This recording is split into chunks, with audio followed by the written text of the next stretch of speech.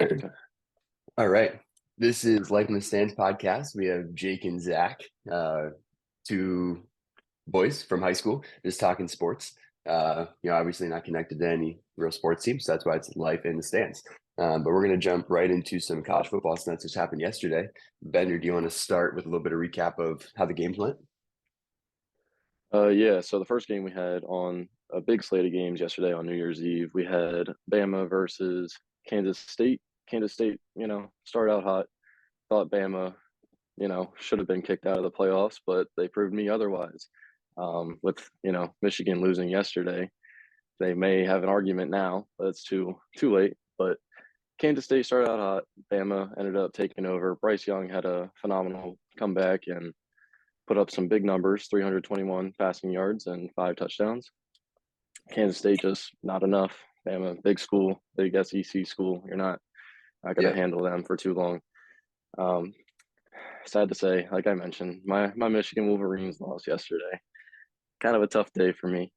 But Max Duggan, little boy running around, Not a good New Year's got present.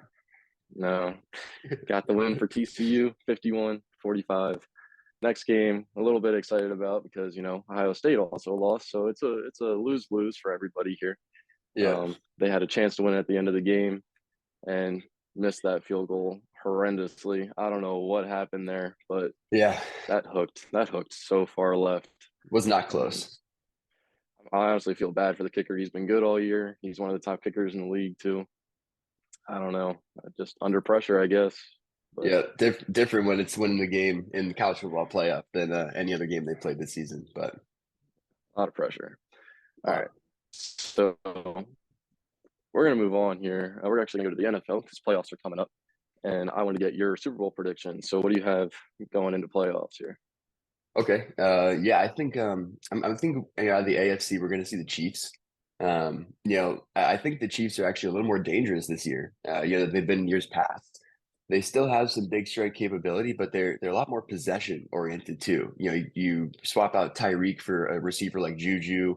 You got Pacheco in there as a good rookie. I think that makes him a little more dangerous. Mahomes also used to drop really far back in the pocket. His pocket presence was kind of lackluster. He's fixed a lot of those issues.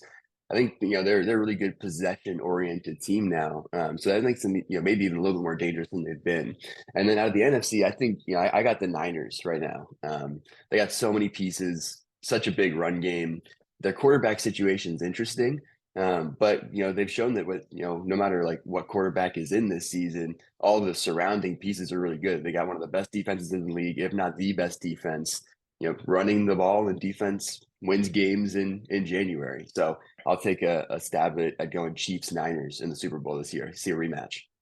Do you think Purdy's enough? Purdy will be interesting. He's a rookie QB, right? So, if he makes a lot of mistakes, then obviously, it's hard to win with a lot of turnovers and stuff. But again, with Kyle Shanahan, I think if you look historically, he's been good with bad QBs or mediocre QBs because he has schemes that can kind of protect them a lot better than any other coach that's out there. But if there was a downfall in that prediction, it would be the fact that the Niners have Purdy leading them into the playoffs right now. But I'm not putting too much weight on that because of their scheme and their coaching and who the rest of the team is. But who do you think is making it to the Super Bowl, Bender? I actually have Cowboys versus Bengals. I can't go against my Dallas Cowboys either. Although Dak kind of scares me a little bit. I'll talk about him in a little bit though too. But the defense I think gives me a little bit of hope, and so does the run game. Defense, Hmm. we have Demarcus Lawrence, and obviously probably top three defensive player of the year candidate Micah Parsons. So Yep. if we're able to get our pass rush going, I think we can beat anybody. Diggs does make a lot of mistakes in the secondary. It is kind of like risk it for the biscuit situation with him.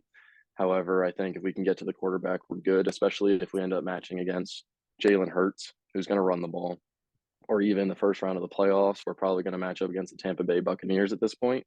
Tom Hmm. Brady likes to release the ball really quick. I think pass rush is really important against him. I believe the one side of the line is still banged up with Wirfs injured.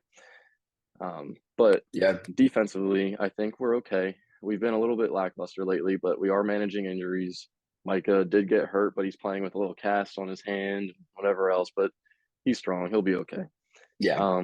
If you're not including the Titans game that was just played the other night, Zeke and Tony Pollard combined for 16 touchdowns in the last 7 games before that. And I think that was a big part of our winning, especially with Dak not playing as well. So Hmm. if we can stay consistent with that, keep health going because Tony Pollard missed the Titans game. So we Yeah. can manage our health and keep going, we'll be all right. But Dak has thrown, I believe it's 7 picks in the last like 4 games, and it's against teams that shouldn't be doing that to us. Like Right. I respect the Titans defense, but in a game that you should be blowing teams out, you should not be throwing 2 picks either. Um, King Henry missed that game. We kind of like messed around with them a little bit playing against Josh Dobbs. Like you got a third string quarterback. Don't mess around. Yeah. Um, Yeah. so I think Cowboys, it's kind of a risky pick, but I think it's up to 3 teams probably in the NFC. Yeah. And it's Yeah. the Eagles, Cowboys, and Niners. Yeah.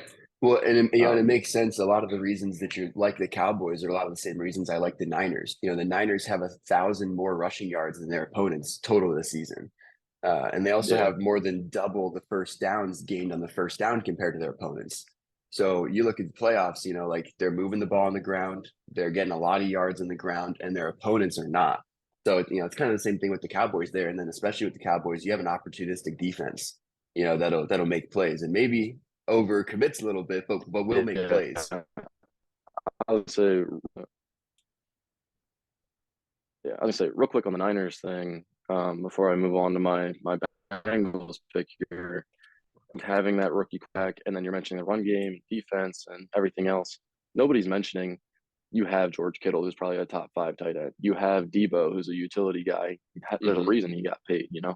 Yep. So I think I like that pick. That probably would have been my other pick if I'm not a Cowboys fan. Yep. We don't Yep. talk about that. We move on. Um, On to the so Bengals. yeah, the Cincinnati Bengals. I think being able to stay afloat while Jamar Chase was injured all year was a big plus. Defense Hmm. is starting to come on. Trey Hendrickson, good pass rusher, love him. Yep. Yep. And then you got Joe Burrow just flaming hot right now. I believe they're on like a 7-game win streak or something Yeah. currently. Yeah. There's just no stopping them, and I think they win this game against the Bills tonight. Yeah, I think they win this game against the Bills tonight too. Joey B. I hated as a Steelers fan because he's going to be a good quarterback for a long time. But he's going to keep the Bengals relevant for a long time. He really is. He's super hot. The connection he has with Jamar Chase is crazy. T. Higgins and Tyler Boyd as a number 2 and number 3 receiver are crazy. Joe Mixon's obviously there. I think an underrated pickup too is that tight end. Them bringing in Hayden Hurst in the offseason, I think was a much better fit with what they do on offense. So yeah, as much as I hate to admit it, because being a Steelers fan, the Bengals they're going to be relevant for as long as Burrow is there, and this year especially, they got a good squad. Yeah, to wrap up here real quick, your Chiefs pick. The Bengals have the Chiefs number. They won the last 2 matchups against them, including a playoff game. So I wouldn't overlook that. So if they can prove they can beat the Bills tonight, you never know. Yeah, if they prove to beat the Bills, then that Chiefs Bengals matchup is really interesting. I think it's hard to beat a team a couple times in a row, in those kind of scenarios. So that's kind of why I went back to the Chiefs and said, what, I think Mahomes might remember that blown lead in the playoffs last year, might remember all those games where Burrow's kind of showing him up. And Mahomes is the one on the $500 million contract, 10-year contract, right? Yeah. So I think Mahomes will flex his muscle a little bit and put the Chiefs back on top this year in the playoffs at least. But that's going to be fun to watch for like next 5 years at least. It's just that the really the top 3 quarterbacks in the AFC. Watching all of Mm-hmm. them duel, it's going to be really, really interesting. But yeah, as we move on here, we're going to talk about some sleepers in the AFC and NFC. So we talked about our Super Bowl favorites and everything, but Bender, what sleeper do you have in the AFC and what sleeper do you have in the NFC that you think could make some noise that no one's really talking about? I think in the AFC it's the Chargers. They just made the playoffs. They just clinched the playoffs with their last win. They just got Derwin James back, although he did Mm. get kicked out of the game for that big hit he had. Yeah, It is what it is. It happens. Obviously, I don't like to see that kind of play, but it yeah, happens. Yeah. That defense was playing really well without him. Getting a team captain back like that, like a main like veteran player, superstar back, I think Yeah. that'll help their defense, their offense. They got Keenan Allen back. All of a sudden, that connection is back in full force. Hmm. Hopefully, Keenan Allen still healthy. Um, Mike Williams is also a big part of that too, so I'm hoping he can be healthy through the playoffs. It's all about health with them, and it's always been about Yeah. health with them. So Yeah. I Yeah. think they're like a false, like lower seed. Like I think being close to like 500 is just like inaccurate for them with the way they've been playing recently. So I think it's kind of scary to look at like Bills, Chiefs. You might have to see them. Hmm. Um, Yeah. Yeah. I'm Yeah. gonna head over to the NFC real quick. Hmm. If you Yeah, don't just real mind. quick. Yeah, just real quick. I wouldn't want to see the Chargers if I'm, the Bills or the Chiefs or something in that first round. That's not a good draw. So yeah, I agree. I'd rather see the beat up Ravens with Lamar Jackson on a hobbled leg or something like. Absolutely. You know, Absolutely. And they just don't have a good playoff track record. The Chargers have a quarterback yeah, that can go win you games, which is dangerous in the playoffs. So yeah, go ahead to the NFC. But yeah, I wouldn't want to see the Chargers. yeah. So I know it's kind of an interesting pick because prime time Cousins doesn't like to show up at times. However, I do have the Vikings as the sleeper pick. They do have probably top three receiver in my opinion with Jay Jettas, and then you got the acquisition of T.J. Hawkinson, who just had a big game last week, monster game, and I think he's capable of Hmm. that at any given point. And then you have little Yeah. sneaky receivers like Adam Thielen on that team, so you can't really overlook their weapons. Dalvin Cook is also probably a top five running back when healthy. He's had issues the last couple of years during the regular season, and Hmm. I feel like he's just never been healthy, kind of like Zeke with Dallas and all that kind of stuff. And I don't want to use that as an excuse for my Cowboys. However, he does get beat up a lot, and Yeah. it's another health situation. I think their losses against the Cowboys and Eagles, where they got blown out both times, is kind of scary. But I think that's kind of like an outlier, like both of Hmm. those games being an outlier. They do have some good wins. They did beat the Bills, so Right. not And a worried about it. crazy game. Oh, I forgot about that game this year. That Vikings Bill game was crazy. But The yeah, QB sneak game. yeah. I mean, it's interesting to call, one of the top seeds in the NFC the sleeper, but I feel like it's warranted because I feel like everyone looks at them, as that fake number one seed, where they might have the best record, but no one trusts primetime Kirk. But yeah, I think you look at all those weapons, you got a really solid defense too. All the building blocks are there for what they would need. So I don't think it's a bad pick either. And who knows, maybe this year they figure it out and they actually put it all together and string a couple of wins along, especially if they're able to get that number one seed, which I'm not sure. I think that the Eagles and the Vikings are both still in contention for that number one seed. Is that right? They both are, but I think the Eagles need to win one game to clinch one of the next two. Gotcha. Yeah. Yeah, so Eagles are probably gonna get that bye, but yeah, we'll see what happens. As far as like my sleepers in the AFC and NFC, I think the Dolphins are a dangerous team in the AFC. I know Tua is out now. He's had a lot of head injuries, which makes me a little bit nervous, but you still got two of the best playmakers in the NFL side by side out there, in Jalen Waddle and Tyreek Hill. You got a lot of speed in the backfield. I would hate playing against Tyreek Hill and Jalen Waddle in the playoffs, just chasing them all over the fields, drag routes, crossing concepts. Because it doesn't matter what QB you put in that system again, like it's pretty easy reads. They're just running a lot of man beating, crossing concepts. They're going to get their playmakers open in space. So I feel like McDaniels has shown some snuff as a first year head coach. They might be able to figure out a way to get those guys involved, even if Tua is not there. Um, the defense concerns me a little bit. They got some holes in the defense. Xavier Howard's getting older. I don't think he's really that like lockdown corner that he's been the past couple years. Still a great corner, still a number one corner, but I wouldn't say he's a top three corner anymore in the league. Um, so that I concerns me a agree. little bit, but they have some pieces. They have some pieces that I wouldn't want to see. If I'm the Bills and I have Tyreek Hill and Jalen Waddle running around, I don't want to do that the first round of the playoffs. I wouldn't take them lightly either because I believe Jacoby Brissett's probably like a high end backup. I like to call like he could Yeah, start somewhere else, but he's good. absolutely. Yeah. So, Jacoby Brissett, he's led teams to the playoffs and stuff before. And yeah, even though he's a little bit of a, hopping around quarterback, a lot of different teams, I agree, he's a high end backup. So I think they can figure it out there, be dangerous. And there's also something to be said when you haven't played a guy all year and then you put him in, there's no way to game plan for that. So if I am the Bills and Jacoby Brissett's the one playing quarterback, it's a different game plan than what you've seen all year. So that can be hard to deal with, especially in the playoffs. And I think that's also why you see, like even in the Cowboys Titans game, like I don't think that the Cowboys knew what to do with the backup quarterback and running back with the Titans. I think that first half was a lot closer because they just had no film on those guys. They had to go into that game and figure out what the Titans were going to do first. And then once they did, they got their footing and the second half was fine. But I think there's a lot more that, could be talked about there with just like the inability to prepare with bringing in new guys like that late in the season. But so yeah, I would take the Dolphins, the AFC, and then right now I have the Commanders in the NFC. And this was, done a little bit ago. I think the Commanders are still in the playoff hunt right now.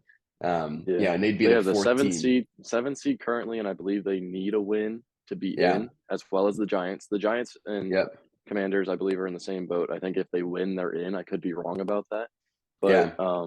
teams like the Packers and all them are on the outside looking in. Need some losses from the Giants and Commanders here, but Yep. Wentz is now the starting quarterback again. So Yeah. Wentz is the starting quarterback. And I think, this goes back to the same thing that I just mentioned with the Dolphins. When you got flip-flopping the QBs, sometimes that gives your own team a shot of momentum to get some newness. And that's difficult for the other team to prepare against. So if you're going into the playoffs and you're playing the Commanders and you don't know who you're playing, that could be difficult to prepare for. Again, the Commanders have played in one of the hardest divisions in the NFL this year. They'd be the fourth team out of that division to make the playoffs. It'd be the first time it would ever happen.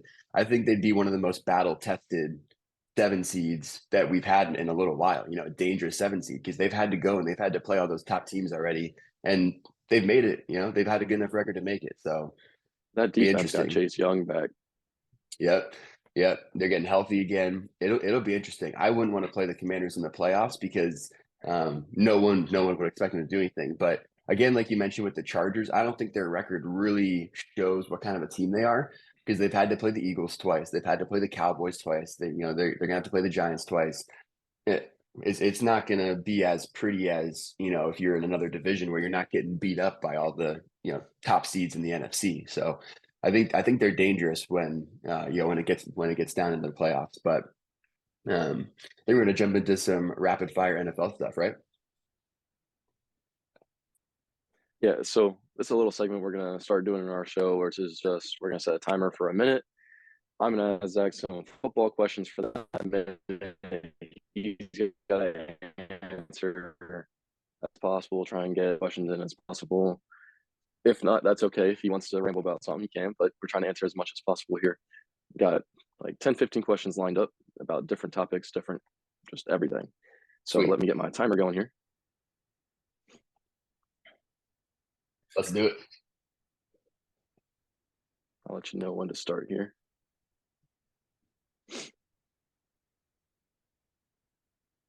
All right, first question. Who's the best receiver in the league? I think it's Justin Jefferson. Straight up. He's youngest. He's still in his rookie contract. I think he's the best receiver in the league. Will the Eagles win the Super Bowl? Oh, that's tough. I got a soon-to-be brother-in-law that would really get mad at me for saying no, but I don't think they're going to win it. I think there's too much talent around. Jalen Hurts is a little banged up. That's not what you want to see going to the playoffs. I'm going to say no, they don't win it. Will the Cowboys get a playoff win? I think they'll You get a better say playoff yes. win. I think they will. Because they're going to be one of the top seeds. They're probably going to end up playing someone from their own division in the first round. That's probably a high probability. I think they get their first playoff win in a little while. Pollard's going to come back healthy. I think it was good to rest him. I think they'll get a playoff win. Who do you trust most in the playoffs at QB? Mahomes or Josh Allen? Trust Mahomes.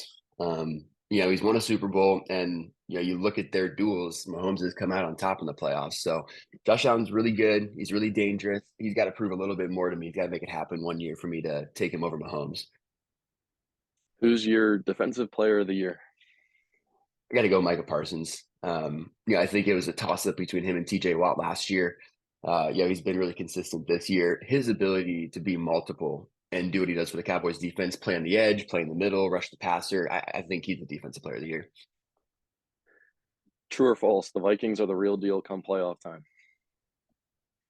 I think true. I don't think they're going to get blown out like we've seen them lose this season. I don't think they're ever going to get blown out in the playoffs. But I think they're the real deal. But I think they'll win a few games.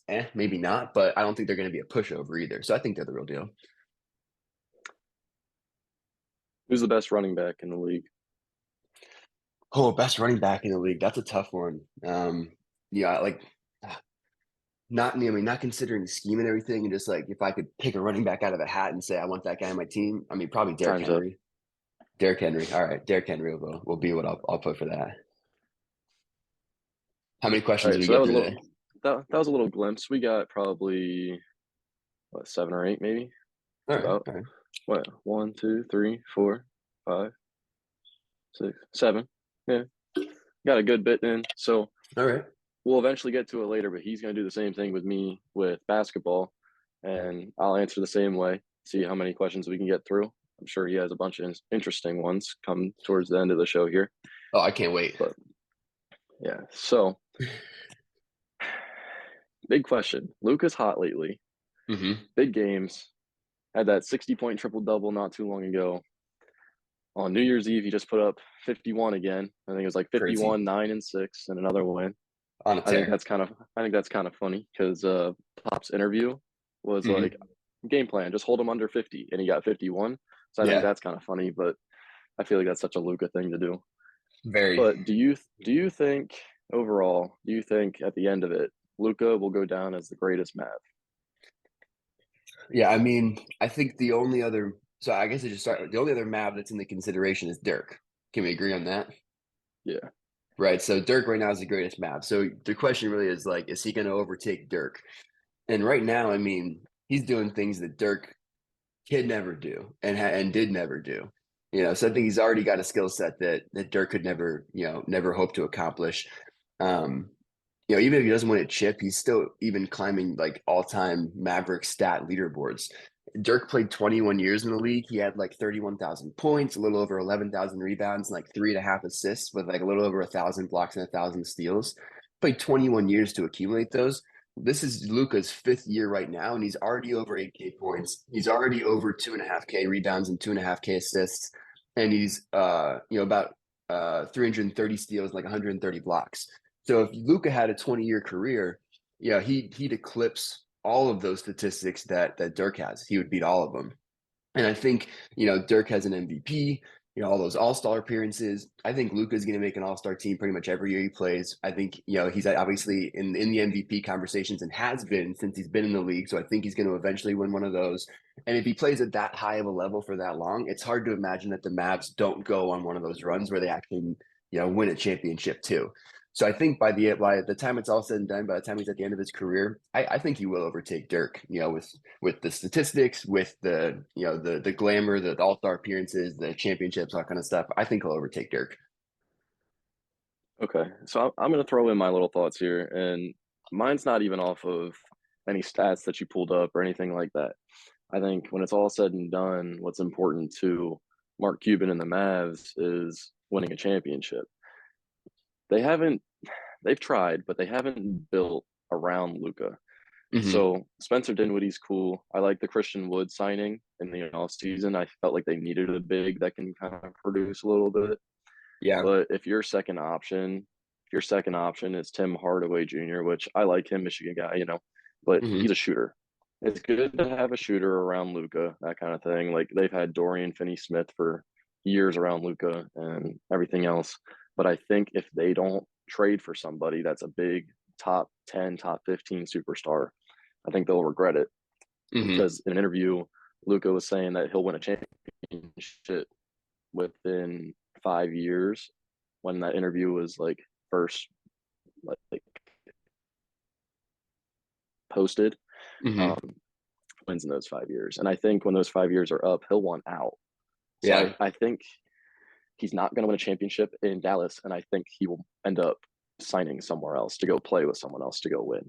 I think he'll get Gotcha. tired, kind of like the LeBron effect. He probably got Hmm. tired of trying to carry the Cavs early on, and that's why he joined Miami, kind of thing.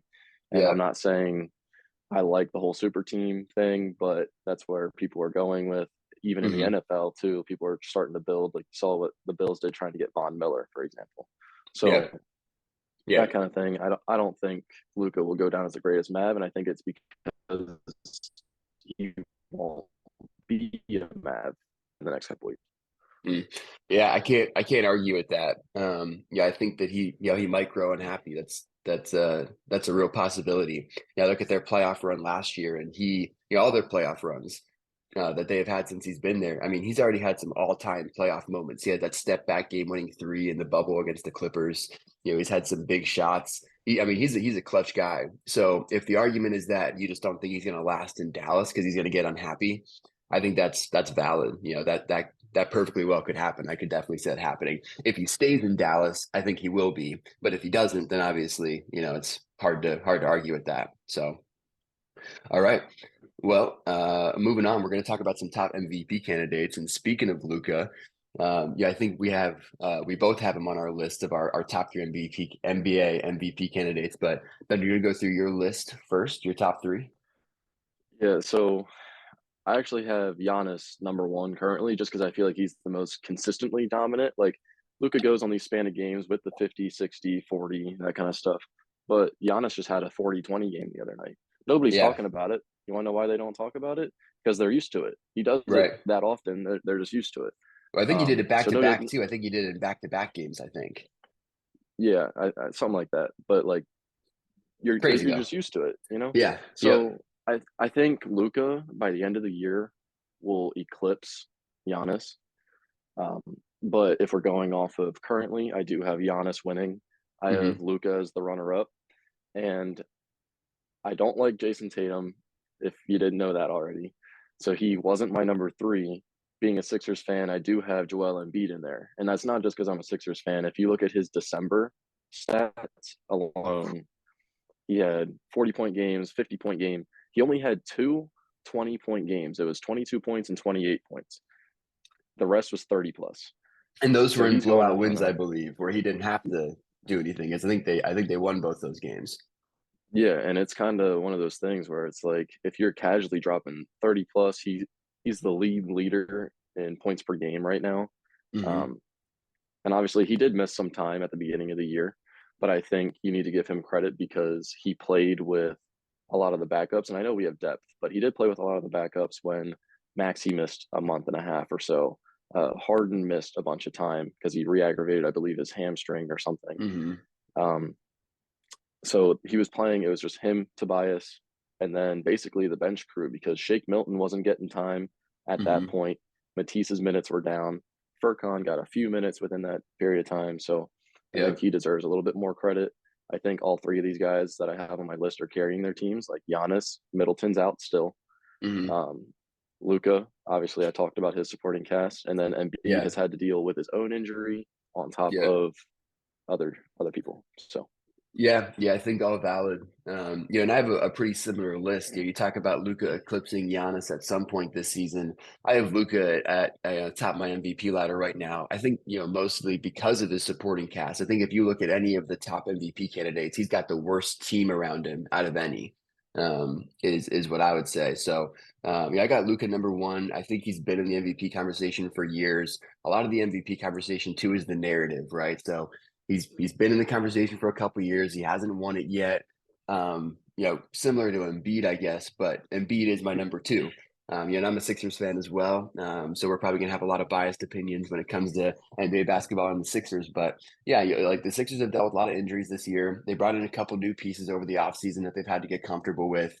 And I think similar to Giannis, people just get used to Embiid putting up, 30, 40-point games. But he's averaging what, 34 points a game right now as a center in this mhm. league. I think that's that can't be understated. And he's not a guy that walks the ball down the floor. Like someone like Giannis has the ball in his hands all game. And Embiid has Yeah, to and get the ball from other people, and he's still putting up 34 a game. Like that's crazy.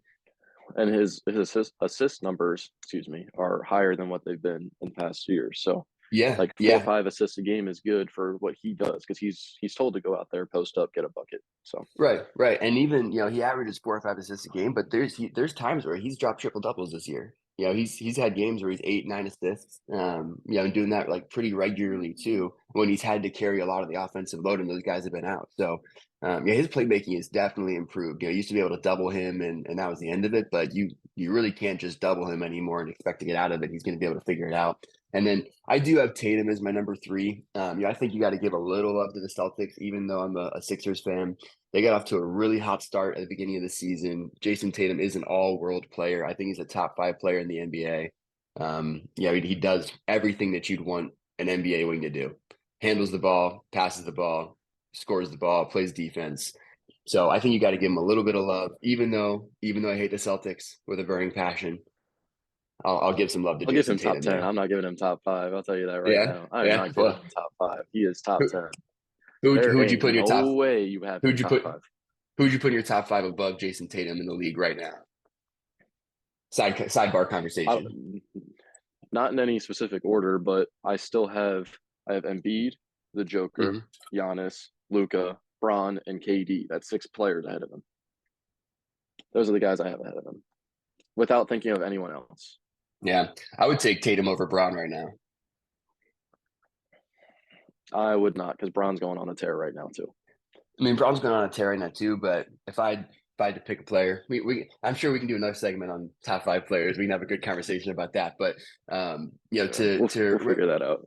yeah, yeah. But to wrap up the episode a little bit, like we mentioned earlier, we're going to do another rapid fire segment here where I'm going to ask Bender some NBA questions, and then we'll kind of wrap things up. So, Bender, do you want to set the timer for 1 minute, and then give me a nod when you're ready to go, and then we'll start asking away. Sir, give me 2 seconds again.